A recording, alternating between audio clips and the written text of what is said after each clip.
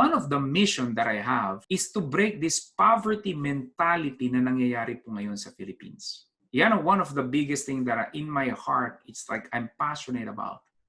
There are so many misconceptions, mga misunderstanding, mga things that very unfortunate na nangyayari po sa Pilipinas kaya marami po ang mahirap. Ulitin ko po guys, right? Sabi ko 80%, ano po yung 80% na lagi yung sasabi sa akin? Yung 80% psychology, 20% mechanics. The mechanics is the how to create an ebook, how to set up a website, how to integrate PayPal, how to write an email, how to write a sales copy. Alam po niyo yun, diniscuss natin yan.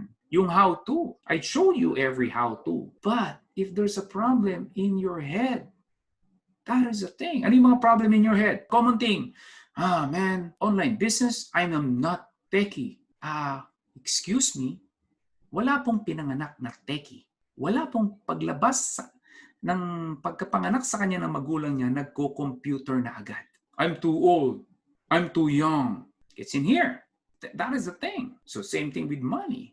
A lot of people have problem with making a lot of money. Thus, now they don't have enough money. That is another thing. The victim mentality. Kasi hindi kasi yung magulang ko, hindi kasi ako pinag-aral sa ganitong eskwelahan. Kasi yung asawa ko, hiniwalayan ako. Kasi may inaalagaan akong anak. I'm not saying those are not true, my friend. Maaring nasaktan ka talaga. Maaring busy ka talaga. Maaring may edad ka na talaga.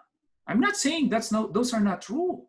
But what I'm trying to say is do not make those excuses prevent you accomplishing things.